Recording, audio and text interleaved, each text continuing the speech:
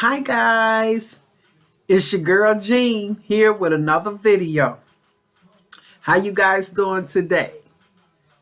This is a blessed and perfect day, isn't it? I want to share with you guys my food that I have today. My mother sent this plate over yesterday and we got some turkey necks with stuffing and rice. We got some mustard, no, these turnip greens and some yams. I am going to enjoy myself. And I hope as you eat your lunch that you are enjoying yourself. Let us get a prayer in.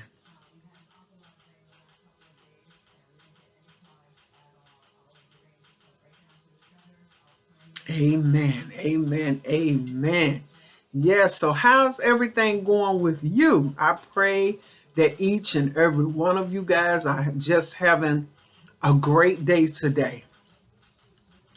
I know I am.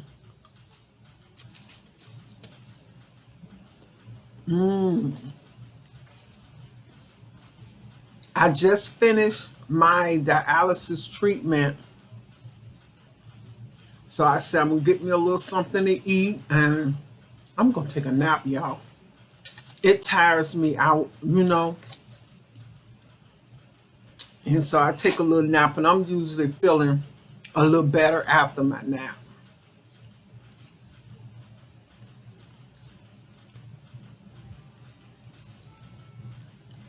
Oh, this is good. Yummy, yummy, yummy. Mm.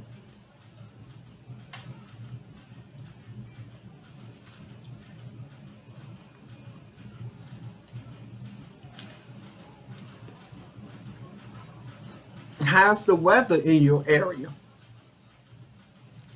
It's hot and muggy here. Very humid, very humid. And it's supposed to get hotter as the day progresses along. I don't have to go out in it today. I'm gonna be right in here in the air conditioner.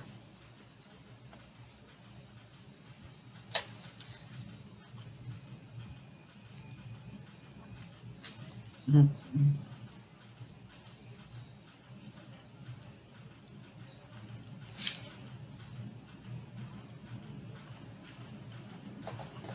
Let's see, what word I want to share with you all today?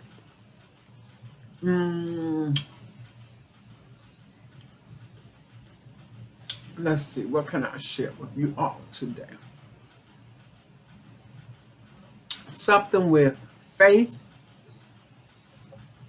So we know Hebrews, it says faith is the substance of things hoped for, the evidence of things not seen. That means it doesn't have to be in our face to believe it. We have to believe in our heart the word of God and God working in our lives. You know, some people don't believe unless they see. They have to see it with their own eyes. They have to touch it. They have to hear it. But faith works. And just keep believing and keep believing. And sometimes it may seem like uh, nothing's going to change. Everything's going to stay the same. And if you believe that, guess what? That faith is not working in you. And you just got to believe that the things that you need and pray for, that things going to get better for you, that you're going to be healed, you're going to be delivered. And just keep believing, keep believing. And just let your faith grow. Let your faith grow. Look at the many times that you've been brought through situations that you probably didn't even think you was going to come up out of it, but you did. And so sometimes we have to go through. No timeline on it. You could be dealing with a situation for 6, 7, 8, 9, 10 months before things change. And it's hard, but you got to learn how to persevere and just keep believing and keep praying. And just let your faith grow. Let your faith grow, and faith will work for you.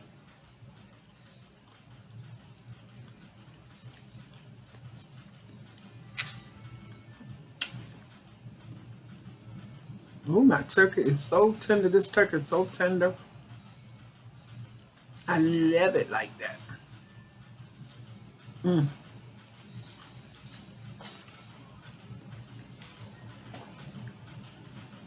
I wanted some turkey necks the other day, and when I went to the store, I didn't like the way they looked. They were little skinny, scrawny ones.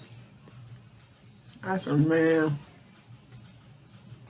So I didn't even get none. So I thank goodness my sister bought this bath from my mom's house yesterday. And I didn't eat it yesterday because I had already cooked dinner. So I said, well, this will be perfect for lunch. Actually, I eat some for lunch and then I'll finish it for dinner. So that means I don't have to cook it all today.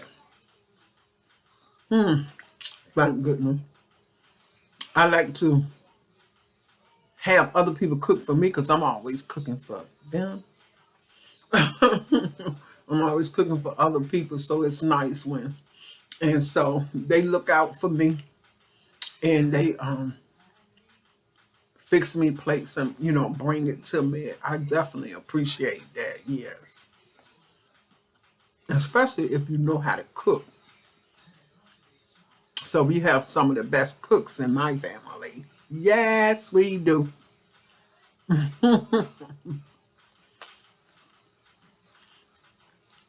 Even my brothers know how to cook.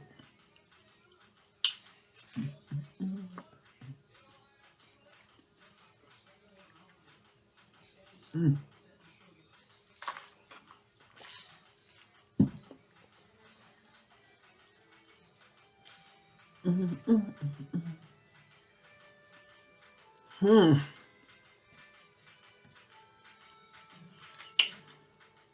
I saw this movie yesterday. Oh my goodness. It was called Nanook of the North. I don't know if it'll be easy for you to find this movie because it's old. I like old black and white movies, and I get ragged on about it but that's what I like. And so I have on my Fire Stick, I have a old movies channel. And this man, he went to Alaska in 1939. He wanted to do a documentary on the Eskimos. So he went I think he went in 1912, but he said he had some technical difficulties. So he couldn't really produce anything from the films he took then. So he went back in 1913 and he spent the whole year among the Eskimos there. And this is a silent movie because you got to remember back in 1913 they didn't have voices in the movie, so it was a silent movie, but he narrated it through writing. And it was so mind opening for me. You know, this is a vast world, and we got millions and trillions of people. We have people over places that we did never know, and we'll never know that are here. And we don't know these people, their lifestyle, or anything about them. And we have always heard of Eskimos and how they kiss with noses, and you hear different things like that. But this movie will open your eyes. You'll be like, oh my God, people lived like that. I'm like, oh my goodness. He first of all, it's cold. The whole year round is cold. Um at this particular time, because I'm sure they don't live like that now. But in 1913, when it was the summer, I guess the summer and springtime, they lived in tents. They actually lived in tents. And when it snowed, it snowed. And I mean, snow everywhere. It was freezing. And they would build igloos. Because I often thought about that. I said, that has to be a myth. People living in ice houses, and especially, when it's already cold, how you get heat, because if you get heat, you're going to melt the ice. But they lived in igloos when it was real, real, real, real cold, and the wind, because the wind howl. And so I guess if they had the tent, the wind will just go right through the tent. And it was amazing. He followed Nanook, who was the chief of the people that were around him. And he followed him and his family and how they struggled to survive. And he showed, Nanook making the igloo. And I mean, the ice will be, they said the ice is so dry like sand. And he would take and cut blocks. He would take square blocks of the ice, and that's how they put the igloo together. And then they filled in the little spaces with the other snow. And so after that, the whole family moved in, and they do have like a little area where they will build just a little fire. And what it does, they use it kind of to make water. They take the ice and put it in a pot, and they make water. And then but it's real small, so it won't melt. And they will, the only thing they could eat, because they have no grass, they have no dirt, so the only thing they could eat was meat. No vegetables, no plants, none of that. And so he will go out and he will hunt and catch these sea animals. And that's how they ate. But the thing that, oh my gosh, I was like, they ate, because I don't do sushi, so I know people eat raw seafood. But they will catch a seal, right? He caught a seal. And they skinned the seal, because they can sell the hides. They make things with the hides, like their canoes and stuff. That's how they keep the canoes together. And or they will sell it to, it was like a trading post. And they will sell it to the white man. And they will sell it to the white man because they don't need money, because you can't buy anything. They don't have a store to buy anything. They just have the trading post. And so they will trade for knives, because they definitely need knives. And so they would trade it for knives, them big long knives like that. And they sharp. They would trade it for beads and maybe some candy or different things like that. And after they split that hide open, and all you see is the fat of the animal, and the other parts of the animal. Of course, it had the meat of the animal. And they will just take it right there from out the sea. They don't wash it off. They just take it from off the sea, and it's on the ground. And they just start cutting and eating, because they were hungry. And just eating and eating. And one of the things that I was like, oh my gosh, I felt so sorry, but I knew it was their way of life. But to see somebody, the babies, like Nanook had a son, he had a little, had a son, he had a daughter, and then he had, I think I think the baby was a boy. And he had the son and daughter because they looked to be about 5, 6, and 7. They're between that age. I don't think they were older than 8, but he would hand them a piece of that, and the children would just eating. And when they finished, even though it was in black and white, you knew that was blood all over their mouth, all over their face, because that was like, oh my gosh. I mean, it just was like crazy. I'm like, and they just be eating it. And it was one of them. It showed him catching a seal. He caught an otter, right? And the otter skin. I mean, they just was eating everything.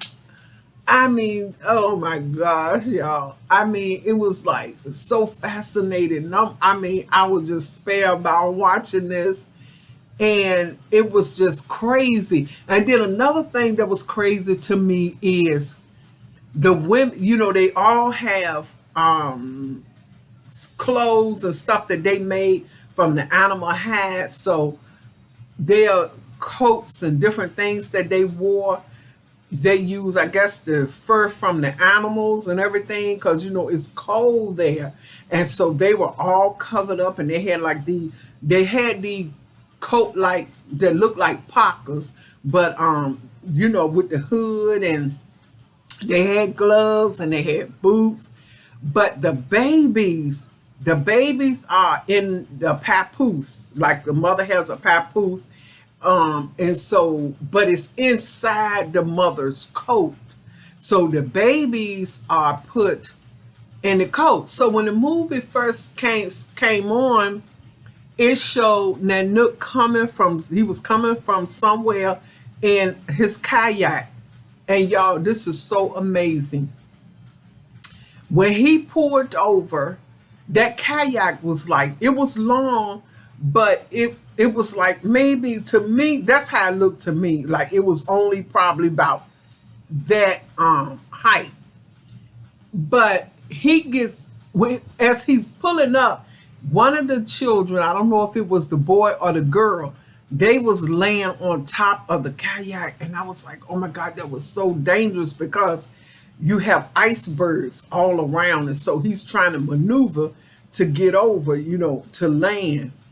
And I'm like, oh my gosh, but that child wasn't scared. Guess they were just used to it. That's what they do.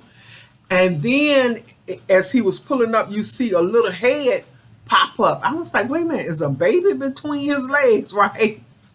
And so the baby head went down. You don't see the baby anymore. So then Nanook gets off, and he helped the child that was on top of it, the kayak, get off.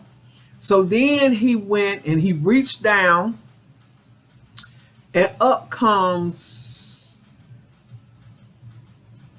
the wife. Up comes the wife. And I'm like, wait a minute, where did that woman come from? Because if you see how flat that kayak was, I'm like, oh my goodness. And so she gets out, and then she reaches down, and she's handed the baby. And I seen somebody hand her. So I was like, wait a minute. So her and the baby. And the thing about it, guys, the baby was buck naked. They do not put clothes on the baby. And I guess it's because they down inside their clothes. That threw me. I was like, wait a minute. It's below degrees. All of y'all covered up with all that animal fur and all this stuff, and you just pulling this baby out buck naked, and it didn't seem to bother the baby. And so then The other child comes out. The other child gets out. So that's the wife and one of the children and the baby down flat. So then the puppy is lifted up out. So they had like a little husky puppy. They are so cute when they little, but they vicious when they get older. And then another girl gets out. I don't know who I still, after watching that whole movie, I don't know who she is. I said he must have had two wives, because when they go to sleep, they lay their pelts and stuff on the ground. And so they take off their tops, all of them. Then look, the two females, they take the clothes off the children, and they lay down and they cover up in the like the fur. They cover up in the fur, and that's how they sleep. I'm like, but I was like, okay, wait a minute, them two women, because at first I thought one of the women might have been another man. So I don't know if that was his two wives, his sister, or somebody, mama, I don't know, but they didn't mind being bare chested in front of him. So I was like, but it was so crazy to see all of them get out of that flat kayak. And it was just the whole movie. It was just so amazing. I just didn't know that people lived like that. He went fishing, right? And he caught a big fish, and then he caught a medium-sized fish. He caught the medium-sized fish first. He used harpoons. That's how he catch he caught the otter and the seal and the fish. He used the harpoon. And he pulled the first fish up, which, like I said, was like a medium-sized fish. And he stopped biting it. That's how he killed it. He just bite. And I'm like, what is he biting? He biting them up up in here somewhere. But then when he got the next one, that was a real big fish. He took the harpoon and he hit him on the head. That's how he killed that fish. But the saddest thing I could say out of that was when the winter rolled around and he built the igloo and stuff. This was like going toward the end of the film, because I really wanted to see more. I had more questions, I wanted to see more. And it was a storm. Oh man, it was a crazy storm. And he had to get something to eat, because it's like whatever we catch, that when it's gone, I got to go back out there, or I got to go back out there before this is all gone, because that's all they eat. If he catch fish, if he catch seal, if he catch an otter. I think one time he caught a fox, and so they skinned the fox so that they could sell the trader the fur off from the fox. But it was a small fox, but they showed him catching that fox. And so word had got around town. It wasn't many people that lived on that island. And word had got around town that the walruses were migrating in a specific place.